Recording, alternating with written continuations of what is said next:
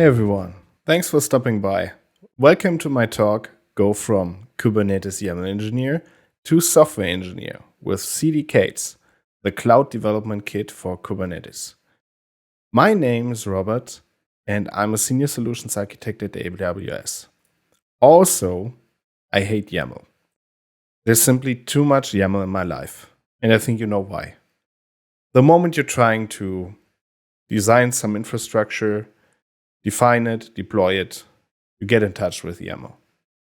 And there were quite a few times in my professional life where I could swear that YAML, it really stands for yelling at my laptop.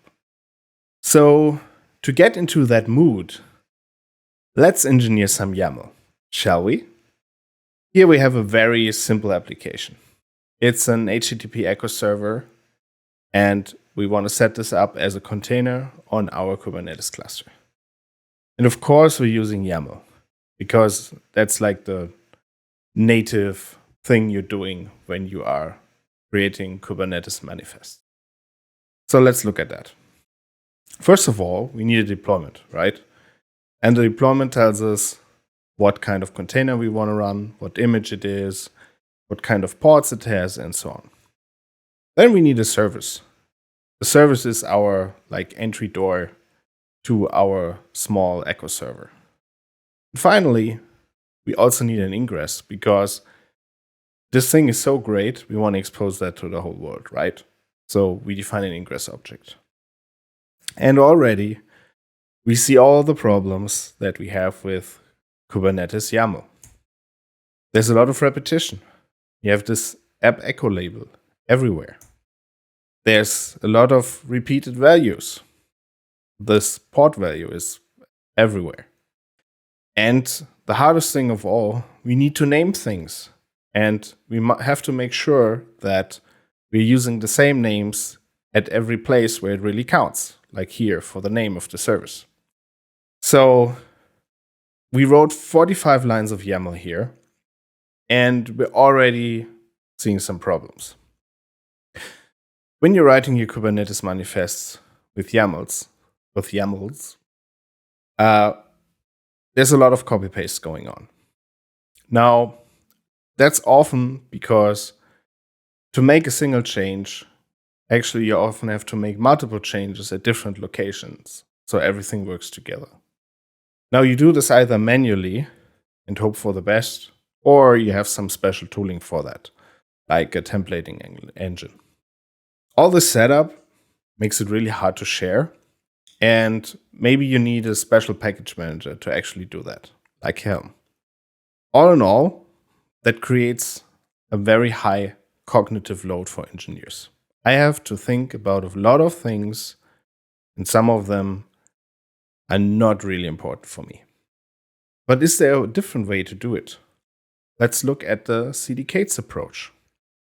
And the CDK8s approach is to write infrastructure as actual code, like in general purpose languages. What does CDK8s do for me? Well, in a nutshell, it takes some code that we see on the left. Then it has a nice CLI command, CDK8 synth. And then it turns that code in all the YAML that I need to actually deploy the application. The great thing is, I didn't have to write that thing on the right, but rhymed. So what is CDK8s for Kubernetes? So CDK for Kubernetes, which by the way stands for Cloud Development Kit, it's an open source multi-language software development framework. I guess you figured that out. And it helps you to model your Kubernetes resources as reusable components. So you write code, and from that code, you go to config. And then instead of doing the copy-pasty thing that we did before, well, now instead we can employ some engineering best practices, which is great. Also, CDK8s can be run anywhere. So it's not really dependent on some special version of some Kubernetes cluster. You can run it locally, and in the end, it generates plain vanilla Kubernetes manifests in YAML, and you can deploy them in any cluster, on any cloud or locally. And you can write all of that stuff in Python, in TypeScript, in Java, or in Go. So you can pick your favorite language. Now, CDK8s is not the only CDK. Actually, there's a family of CDKs for you to use. And we see all of them here. So there's the AWS CDK. That was the first. And as the name implies, this is about defining infrastructure on AWS. Then we have CDK8s. That's what we're talking about today. And then there's also CDK-TF. And CDK-TF works the same way. You write code, but the output of that is actually a Terraform file that you can apply. For all of those things, you need libraries. So ideally, you find that other people had similar needs when they created their architectures. And in the best case, they created libraries out of those architectures. And you can find them on the Construct Hub, which is under constructs.dev. So the Construct Hub is a place where you can find additional pre-made architectures and other things for the different CDKs. Now, how does it feel like to actually work with CDKs? Let me walk you through the complete lifecycle. First of all, we need to initialize our project. So you need to install the CDK8s CLI. And you can do that via npm. The next thing is to initialize your project. For that, CDK8s has a handy command init. And then you need to import all the Kubernetes API objects that you actually want to use when you model your infrastructure. And that's what you're doing with import. So let's have a closer look at those two commands. The init command is to scaffold a base project. So you have everything ready to go and can just focus on writing your infrastructure. As you can see here, init takes an argument about what kind of language you want to write. So you can pick between TypeScript, Go, Java, and Python. And that creates a new CDK8s project from a template. On the right side, you see how it basically looks like if you do TypeScript. And by the way, everything we see today will be TypeScript. Please don't judge me, I'm a TypeScript guy. Now, the other command is import. And import is important, because this command helps you to get all the Kubernetes resources or all the Kubernetes API objects as code, so basically as classes. So what we can see here is that one typical command is to say import k8s at a version, and that basically tells CDK8s to import a certain version of the Kubernetes base API. And then what you will get is what you see on the bottom right, which is a file, a TypeScript file or whatever you're using, where all the API objects, the typical ones you know, like deployments, pods, ingress, service, they are all defined here. So now you can use them in your code. This thing has a nice trick though. You can also give it custom resource definitions, and it will turn those resources, those API objects, into classes as well. So here's an example. If you're using the Jenkins operator, you can have the custom resource definition of Jenkins available. Suddenly, you can deploy Jenkins instances with CDK8s, which is great. The next thing you have to do is to actually model your Kubernetes resources or manifest as code. So we have this bare bones project now, but we actually need to put in some Kubernetes stuff for it to produce something. So this is what we're going to do right now. And the way it looks is roughly like this. The main code file that you typically have in a CDK8s application is looking something like this. You have a main class, the chart class that you extend. And the chart class essentially is representing one Kubernetes manifest. So this class essentially will turn into one YAML file in the end. And then within that chart, you are adding your actual resources. And you're doing that with classes, or we call them constructs in CDK speech. And here, for example, you can see that we have added a deployment. And that deployment has a configuration about containers. And once we did that, we're almost good to go. The last thing we have to do is instantiate an app class. That's like the high level thing of CDK8s apps where everything lives under. And then we instantiate the chart that we have written above and basically add it to that application. And then we're basically done.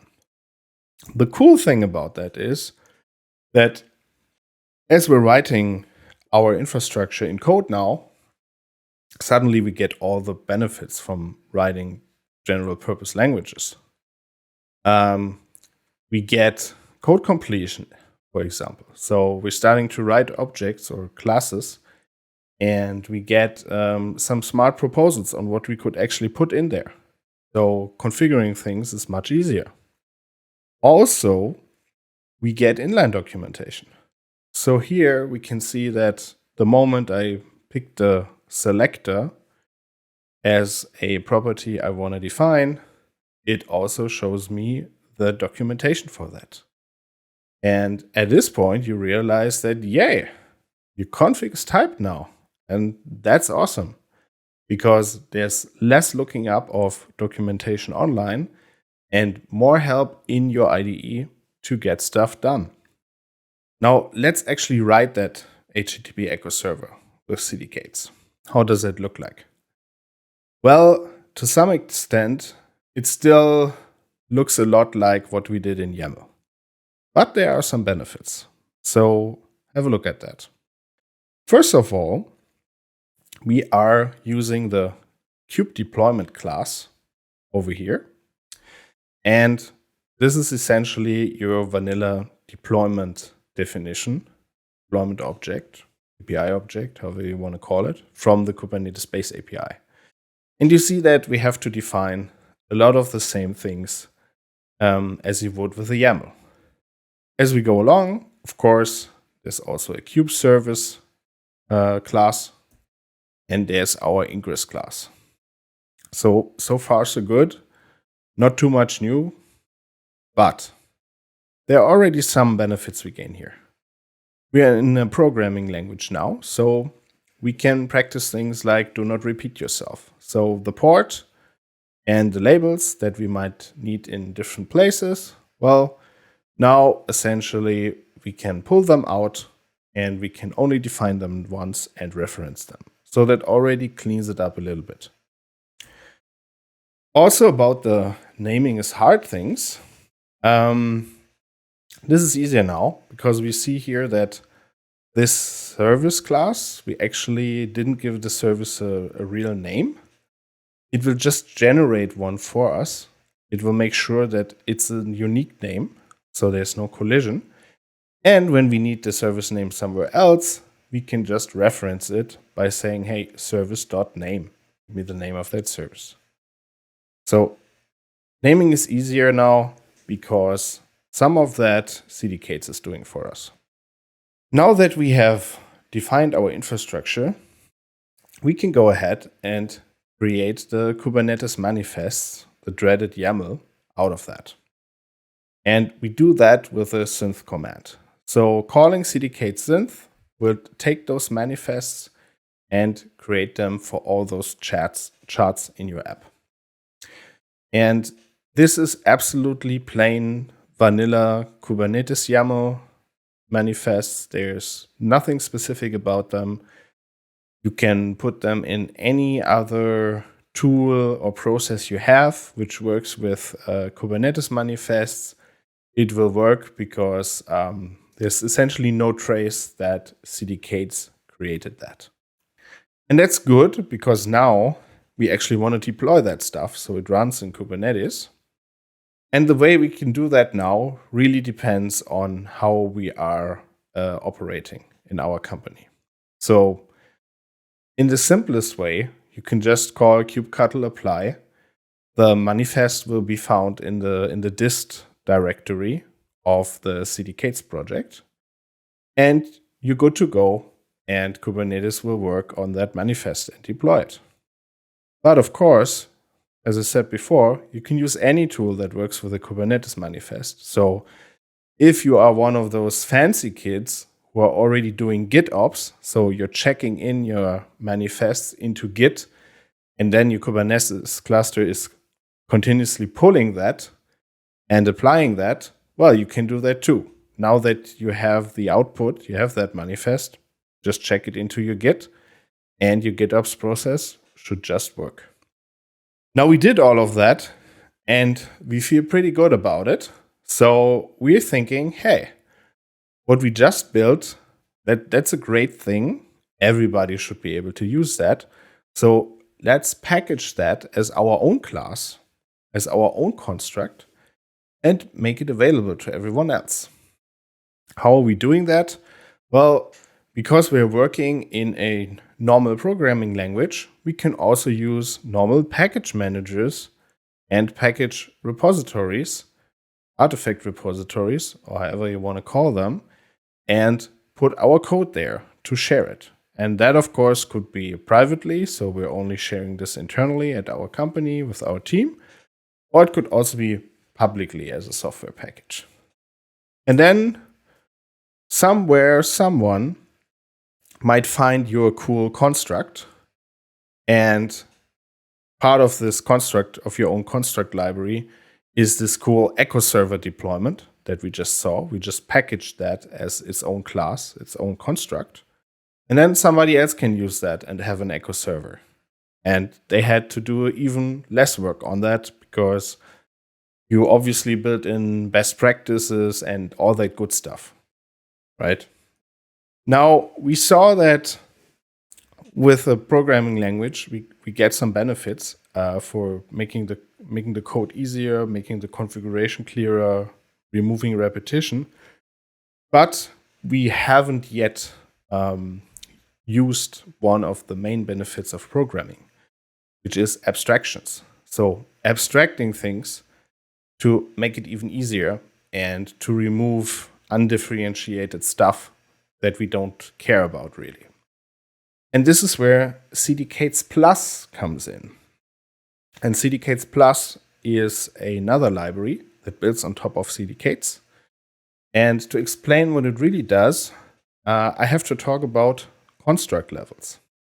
Now, as I explained, constructs are essentially those classes that represent the infrastructure, the Kubernetes API objects. Now, we talk about levels, and levels means that these constructs can have different levels of sophistication. So the question is how much smarts, how much intelligence is built into them. The lowest level, level 0, is really just a representation of a bare bones Kubernetes API object with like common functionality, because all API objects in Kubernetes kind of look the same. And that's really not super interesting for you because you don't think about that too much. The level after that, these are the actual Kubernetes API objects that you use, like the deployment, the service, the pod, and so on. And these are automatically generated for you based on the version of Kubernetes that you referenced when you did that CDK8s import command, for example. Or they are generated from that CRD YAML file that you gave to the import command. Now, where it gets really interesting is on level 2. Because these are handcrafted high-level APIs, high-level constructs that do a lot under the hood for you so that it's much easier to define your Kubernetes resources. And CDK8s is the library that is bringing a lot of those high-level constructs. So Going back to our HTTP echo server, we can now look at how we would define it with CDK8s plus instead of just CDK8s. And this is all it takes. That's the whole thing. CDK8s plus has a special deployment construct, and this deployment construct does a lot of things for you under the hood. So you just have to define your container, because obviously you have. It couldn't know that. And then if you actually want to expose that via an ingress, you don't even have to create the ingress class. You don't even have to instantiate the ingress class for that. There's a handy helper method called expose via ingress. And it does exactly what it says. Expose this deployment via ingress. Give it a few parameters, and you're basically done. So now, before I think we had like a 40-ish lines of code or YAML, now we're down to 13. And we're also getting some really cool benefits here, because this part here is speaking to us, right? It says, expose the deployment via ingress. We understand the intent of that. It's not just a bag of objects that somehow relate because there's the same port number and the same service name or whatever.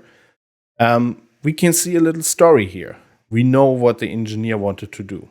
So we're starting to write for humans and not for machines. And that's an aspect of CDK in general that I find very interesting, because it has a lot to do with the idea of clean code, right? That's a concept that was made popular in the book of the same name. And the idea of clean code is that you write code that is easy to be understood by everyone in the team. It can be enhanced by any developer, even by new developers. And to make things, if things are understandable, it makes it easy to maintain that code, improve that code, and so on. So with those speaking functions, with those high-level abstractions, we make it easier to understand the code.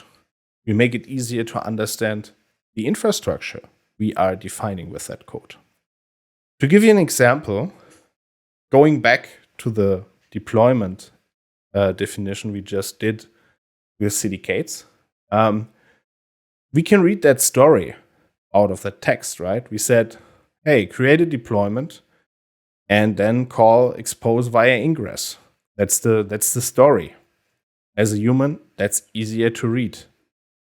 Now, what happens in the background, of course, is a lot of stuff, right? So in the Kubernetes API object world, behind that one class, that one construct we created, there's a deployment definition that has been created. That deployment somehow is using this port, because we need to define it for the container. That deployment needs to basically know which pods belong to it. So there's this label that must match with the pods. We don't see any of that here at all. This is all hidden from us. It's when you have defined this once, you know what I mean, because this is like you're doing it the same way every time. You can only mess it up, basically. It doesn't get better. And CDK8s is hiding that relationship completely from you. It just manages it for you so that it works. We also need to create that ingress. Now, we don't need to create it by hand. We're just calling this expose via ingress method here. So that's done for us. And again, the ingress is somehow needing that port.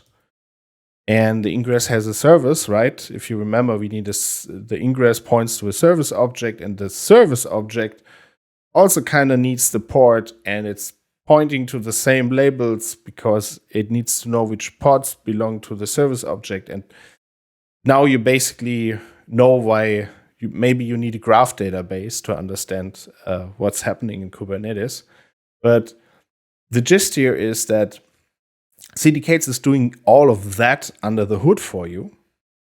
And instead of reading that, because that's essentially the YAML, you read that story over here in code. And it's much easier for someone to review that and understand what the engineer intended to do, which is really cool. And you can take this further and, of course, build your own constructs. Put together whatever you want, pre-configured, just expose a few values that are really needed, and everything else is happening under the hood. You can build in your security best practices from your security guys, so your CISO is happy. You can put in anything and then just release a very cool, high-level, super smart construct that makes it easier to deploy stuff on Kubernetes. So to sum it up, why should I code my infrastructure? Well, the reason is that the moment you're using general purpose languages, you can employ software engineering best practices like clean code, do not repeat yourself, and so on. You can also use a familiar programming language. So instead of working with some form of configuration language that, as time progressed, became more and more like a real programming language because it had to do so many things, you just say, well, just use a normal programming language that I know, like Python or TypeScript. The moment you're using a programming language, you get great IDE and tool support. Because that's what these IDEs do, right? They're working best with programming languages, even out of the box, without any cool add-ons.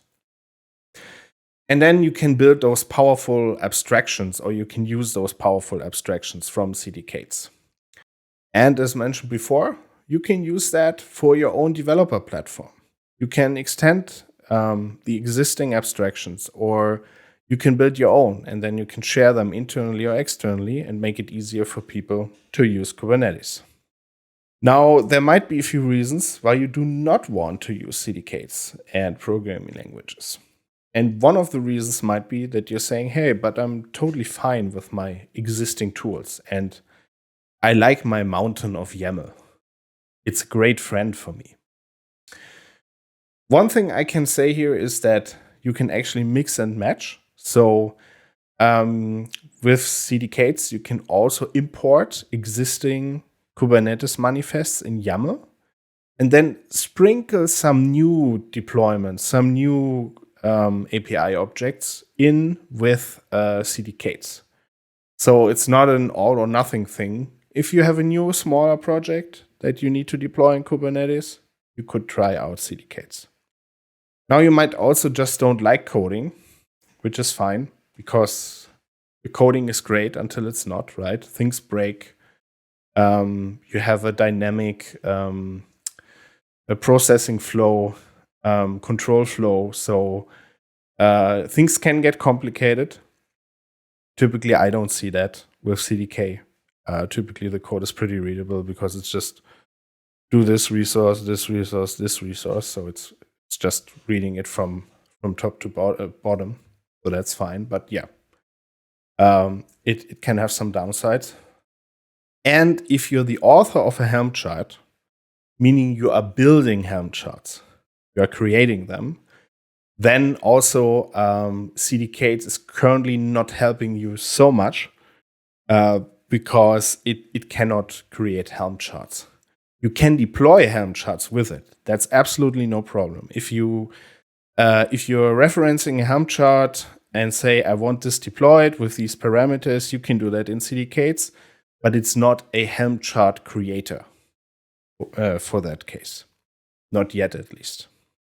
So I hope you got an idea on why CDK8s can be really great to now do code instead of configuration to manage Kubernetes, or manage at least Kubernetes deployments and other objects. Here are some resources for you on how you can get started with CDK8s. So there's, of course, the project website, cdk8s.io. We already talked about the constructs hub. So there you find community shared constructs that already do things like building complete infrastructures, pre-defining things for you. So that's really cool. And then you can also interact with the community. So CDK8s is a CNCF sandbox project. And there's a Slack under cdk.dev. And also finally, there's the CDK Day, which is a completely community-driven event for the whole CDK ecosystem. That's happening once a year, but you can always get the recordings. And there, all the CDK8s and also other cool new tools are shown from the community and what fancy stuff you can do with them. So definitely check that out. Now, if you liked that presentation, I would ask you to kindly give me some feedback on that session and also give us some feedback on some potential new CDK8s features. So if you follow the link under the QR code, you'll find a small survey about the session. But on the second page, we're asking you something about how you are using Kubernetes and if you would like or if you're interested in some new CDK8s features that are coming up in the near future. And to spoil it here, it has a lot to do with Helm. So it would be super amazing, especially if you are a Helm user, so chart creator or chart user or both, if you would take the survey, because that will help us to figure out how we can make CDK8s better for the Helm world. So that's it from me. Thanks a lot for watching that talk. If you have any questions, you can find me on Twitter or on LinkedIn. And if you ever try out CDK8s, which I hope you will do after this talk, I would love to hear about it and get your feedback on the user experience. So have a good time and start slaying that YAML dragon. See you then.